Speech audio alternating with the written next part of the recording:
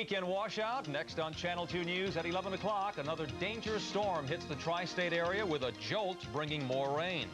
And trouble to our beaches, sewage closing many Long Island area beaches, and bad weather putting a damper on business in New Jersey. Also tonight, meet a real-life Robin Hood who stole from Uncle Sam and gave to the poor. Plus, a salmonella outbreak hits people hard in New Jersey. And then, baby, you can drive their car. The Beatles Bentley's up for sale. Plus, Mr. G's tracking the storm, and Warner's got rain delays. All coming up next at 11. Now, Ernie Anastos, Michele Marsh, Warner Wolf with sports, and Mr. G with weather. The first team. This is Channel 2 News at 11. Good evening. I'm Ernie Anastos. And I'm Michele Marsh, and here's what's happening tonight. Another beach weekend could turn into a washout. For the 5th night in a row, the heavens have opened up with a thunder, lighting up the skies over the tri-state area, bringing drenching rain and a double dose of trouble for our beaches. We have coverage from Long Island, where overflowing sewage has closed the beaches, to New Jersey, where business boardwalk is already taking a beating. We begin with Long Island correspondent Mark Schumacher. The scene tonight at Port Washington is an inviting one, but looks can deceive. Once again, bacteria problems have invaded Long Island waters, and boaters are frustrated. One thing after another. If it's not a sewage problem back up over in the Roslyn area, it's the high bacteria over here. Our torrential rains have overloaded sewage systems, forcing bacteria into the water. So today, the Nassau County Health Department closed a number of beaches to swimming this weekend, when those levels climbed to 5 times the accepted limits.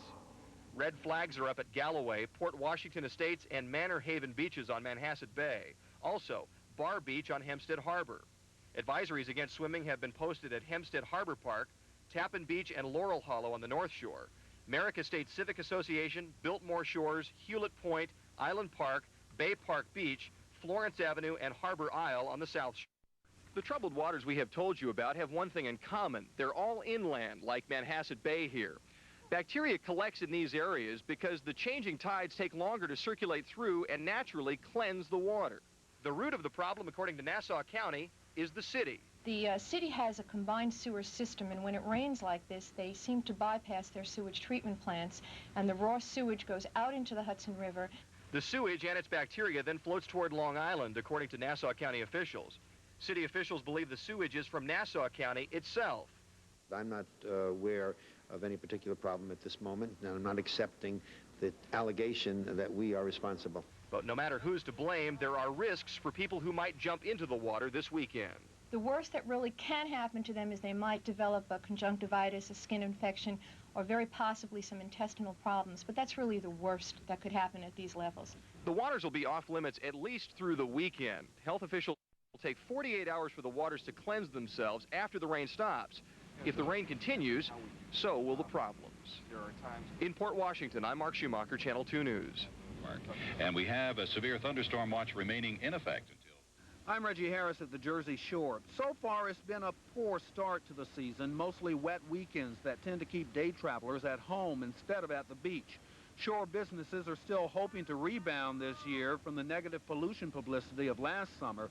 The rain is not helping. The rain is getting to be to the point where it's driving me crazy. I mean, a lot of people are feeling, you know, depressed, basically, because of the fact that we're having so much rain. But Mike Souls runs a small boardwalk shop in Long Branch, selling beach items, sunglasses, tanning lotions, T-shirts. All he needs is sun to bring in customers. 17 inches of rain has fallen on the metropolitan area, shore included, since the beginning of May. And only 2 totally dry days this June. Of course, the month is only half over, but already rainfall is 7 inches, double the normal amount. The Point Pleasant Amusement Park on the boardwalk was open tonight, but business was slow, in part because of thunderstorms forecast for this evening. Shore business people are now looking toward hot fun in the summertime. Our season begins from July, basically, till Labor Day. So if it rains from then until Labor Day, then most of our revenue is gone. And 90% of our revenue is taken in those months. At the Jersey Shore, Reggie Harris, Channel 2 News. Well, that's the story tonight. We really have been getting drenched, and with the wet weather putting a real damper on everyone, Mr. G is here now to tell us if there is a break coming our way. Irv? Ernie, there's hope over the weekend. The hope will come by Sunday, but until then, we've got to go through another 24 hours of perhaps some more heavy rain. Now, my friends, if you the latest radar with me, you'll be able to see the blue. That is light showers, but look at the green and red. That's moderate to heavy thunderstorms just south of the city, and another batch over Delaware. Heavy thunderstorms. All of that is moving steadily in our direction. And when you look at the total rainfall from May to June, I have not seen this in 21 years of forecasting. We're talking about a 6-week period. 6.99 inches of rain should be the normal amount between May and June. So far, we have had, you ready for this, 17.36 inches of rain, and perhaps another inch and a half before it all finally ends. But the good news arrives on Father's Day 1989, and I'll have that later on. Okay, looking forward to the good news. Thank you, Irv. In other news tonight, a dangerous dose of food is making dozens of people sick tonight in New Jersey. Health officials say it's salmonella, and they've traced the problem to a community dinner in Carteret. And as Channel 2's Lisa found out, this could be one of the worst outbreaks in memory. Olga Virag has spent the last 6 days flat on her back, 2 of them in a hospital. And they gave me an IV to replace my potassium. I had 102.3 fever. Couldn't understand what was going on. I was delirious. It's horrible. The pains in the stomach. It's like somebody sticking a knife. Olga is one of 86 people who became violently ill after a fundraiser dinner Saturday night at the St. Demetrius Community Center in Carteret. 11 people had to be hospitalized, all suspected of salmonella poisoning. But so far, only 6 cases have been confirmed. Even the son of the parish priest got sick, losing 20 pounds in 4 days. And I ended up to Sunday night just being so sick, I couldn't even stand up. An investigation of the center's kitchen found no problems with sanitation or refrigeration equipment. The food, which included everything from shellfish to pasta to chicken, was supplied by 2 major distributors, Foods, which refused to comment, and Sea King. Officials there could not be reached. And our concern is that we identify what happened and why it happened, and that everybody, has no lingering effects from the illness. It's a nightmare having. The head of the Carteret Health Department says his office has been swamped with calls. It's believed the food poisoning was caused by salmonella bacteria, but officials aren't sure of the source. There were some hazardous foods served, mainly chicken, roast beef, seafood. We've done this 20 times. We've never had a problem. We all had good intentions. The money is used for recreation programs and fixing buildings and stuff like that. And it's just like we kind of got kicked in the head. Health officials are using this latest episode of food poisoning to warn the public about the dangers of salmonella bacteria. The symptoms include diarrhea, vomiting, chills, and fever. Now, if you suspect you have salmonella poisoning, you should immediately contact your doctor. If untreated, it can be fatal. Ernie, Michele. Lisa, where does this investigation stand now? Right now, they're sending samples of the food from the dinner to the state health department, and they will look at those, and then they will send them back, and the results should be received next week sometime. Are there any particular groups at risk? Well, they say that particularly the elderly and the very young are at risk, and in those groups in those categories should especially contact their doctors, but of course everyone should use the precautions. Thanks for the information. Okay, Lisa. There's still more ahead tonight, including the search for a killer. Police are looking for the suspect who murdered a mother while her children listened. We will have the latest on that. And then meet Robin Hood, the government worker who stole from the rich and gave to the poor. And then later on, forking over the gold to see the hits of the silver screen. Movie ticket prices are going up.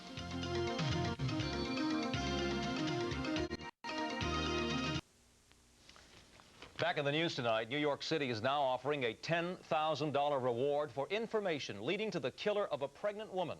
The cops are handing out leaflets describing the man who murdered Lourdes Gonzalez Serrano. She was repeatedly stabbed Wednesday at her apartment on the Upper East Side. Her young son opened the door and the man barged in. Police believe the same attacker stabbed another woman in the area. She survived and may be able to identify a suspect. The man who's set to hold the one vote needed to restore the death penalty in New York State may be making a stunning turnaround. Republican State Senator James Donovan says that he's having second thoughts about capital punishment. For 24 years, he has supported such legislation, and his vote is considered crucial to overriding Governor Cuomo's veto. But Donovan now says a recent bout with cancer made him reconsider his position. This evening on Channel 2's News at 5, the governor told me that override or not, New York needs is tougher laws. How can you justify not giving the police, your children, my children, you, me, the protection of a much tougher penalty called life imprisonment without parole? Well, the governor and Donovan could meet on Monday. A vote on that bill could come in about 2 weeks. Michele. Robin Hood's philosophy of taking from the rich to give to the poor has moved out of fiction and into the nation's capital now. A former escrow agent today told investigators she stole $5 million from the sale of government property and gave the money to the poor. This testimony is part of a sweeping federal investigation into alleged fraud in the Department of Housing and Urban Development. Marilyn Harrell, nicknamed Robin Hood by investigators, said she's sorry. I am a sinner, and I'm sorry that I diverted government funds. I am prepared to give everything that I have or will ever have to restore to the government that which was taken. The HUD probe includes allegations that some Long Island officials used their influence to illegally obtain subsidized homes for relatives. Well, tonight marks the start of a more expensive weekend for some moviegoers in Manhattan. Adult tickets for weekend shows increased to $7.50, but that 50-cent hike only applies to Cineplex Odeon theaters so far.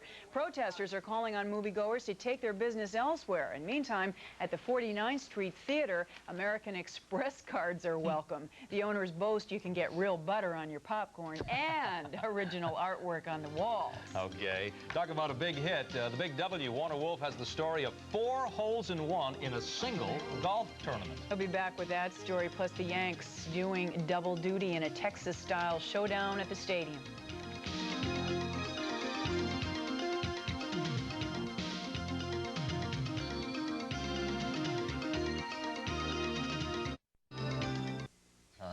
Okay, Warner's here with the rain-soaked saga of the Mets. Okay, it's raining everywhere, Michelle, as Mr. G will tell you. In Philadelphia tonight, the Mets scored 8 runs in the top of the first. The Phillies came back and scored 5 in the bottom of the first, and then the rains came 2 hours ago. They finally started again. They're in the second inning. It's 8-5 Mets. Let's go to the videotape. Top of the first, Bruce Ruffin pitching to Greg Jeffries. This gave Jeffries his 14th hit and 31 times at bat, scoring Mookie and McReynolds. Then Ruffin, wild pitch. Strawberry scored, and it was 3-0 Mets. Magadan then came up, the hero of last night with that big 2-run single in the ninth. Magadan doubled in Jeffries 4-0. After Lyons and Elster knocked in runs, Hojo comes up, base hit. David Cone scored. It was 7-0. McReynolds came up again in the inning. Base hit. Mookie scored 8-0, and they left Ruffin in the ball game. I mean, what do you got to see that the guy don't have it? It's now 8-5 in the second inning. They finally took Ruffin out. Now in Montreal, the Expos beat the Cubs 8-5. The Cardinals are beating the Pirates 5-2 in the ninth. So it looks like the Expos, period, are in first place. Half a game over the Cubs. Cards will be a game and a half out. If the Mets win, they'll be a game and a half out. First of 2 at the stadium, the Yankees beat Texas 8-3. Andy Hawkins, 8 innings, allowed no earned runs. In the second game, where it's delayed because of rain, the Yankees lead 3-1 in the 6th inning behind Jimmy Jones. Let's go to the videotape of the first game when it was sunny this afternoon. Mattingly, left center. Look at Rick Leach with a great catch. Bottom of the second inning, Mel Hall comes up and says, get this one. Boom. There it goes, home run Mel Hall, and it was 1-0 Yankees. Now 2-0 Yanks, top of the 6th. Fletcher, fly ball center field. Barfield looks like Mr. G. It's over his head. The result, 2 runs eventually score. Bottom of the 6th. Look at Ricky stick the bat out. Doubles into right field. Barfield scores 4-2 Yanks. Bottom of the 8th. Ken Phelps, pinch hitting, says, don't trade me, guys. Base hit up the middle. Ricky scores, sacks right behind him, and the Yanks won it 8-3. Now in the second game, top of the first inning, Palmeiro, long drive to right field. Barfield goes back, reaches up, and makes the grab. All right, Jesse. In the bottom of the first, Barfield comes up, base hit by Fletcher. Mattingly scores, Hall scores 2-0. It's now 3-1 Yanks in the 6th inning. Twinider in Baltimore. The A's beat the Orioles 7-5 in the opener, but the Orioles lead 5-1 in the 8th in the second game. So it looks like a split, and in all likelihood, the Yanks, if they win the second game, will trail by 4. In Chicago, the Red Sox lead the White Sox 1-0 in the 9th inning. Roger Clemens has a one-hitter. Let's go to the videotape. Clemens has struck out 13 so far as they go to the 9th. Here, striking out Dan Pasqua, the only run of the game. 9th inning, ground ball. Guillen with the throw to first. They say Gallagher took his foot off. Boggs scores. The Red Sox lead 1-0. They're in the 9th. Ellis Burks, by the way, shoulder surgery, could be out till August. Cleveland, the Jays, and Milwaukee all won, so certainly a big game for the Yanks to win the second game. Second round of the U.S. Open, Curtis Strange with a 64, 5 under par, 135. A one-stroke lead over Tom Kite. Nicklaus had a 74, he's 6 back, but the big story, 4 holes in 1. See it. 4 holes in 1 on the par 3, 167-yard 6th hole, the same hole, the holes in 1. But the best reaction of the day, it had to be Tom Watson. Let's go to the videotape. 18th hole, this chip shot. Now watch the ball. It takes a backspin and rolls in the hole. But because of the hill, Watson didn't realize he made it. Look at Watson's reaction when he sees the ball. Oh, you're kidding. Where is it? It's in the hole, Tom. It's in the hole. Feature race at Belmont. Let's go. Pick it up in the stretch. It's King Swan on the inside. Feeling Gallant on the outside. Number 6, King Swan inside. Feeling Gallant outside. It's King Swan by a length, paying $11.60. Pete Peters goes back to the Flyers. Rick Dudley, the new coach of the Sabres. This is Warner Wolf. Thank you, Warner, and a happy Father's Day to you, too. Big break for commuters on the west side of Manhattan. A new lane opened on 12th Avenue today for southbound traffic between 57th Street and 43rd Street. It's open every day from 6 a.m. until 9:30 p.m. Transportation officials expected to relieve the congestion caused by the demolition of the West Side Highway. And by the way, that construction is scheduled to continue until October. Michelle? In just a moment, Mr. G will be back with a Father's Day forecast for you. And then a ticket to ride. You want to buy the Beatles Bentley? We'll tell you how next. As bad as our weather has been, it's not nearly as severe as what hit Pennsylvania. A tornado cut a 10-mile path through the southeastern part of the state, destroying 5 homes and damaging others. One of the hardest hit towns was Lancaster, where several people were injured. The funnel cloud touched ground about 75 miles west of Philadelphia, and an inch of rain fell in less than 20 minutes. Wow, we're having quite a time with the weather this season.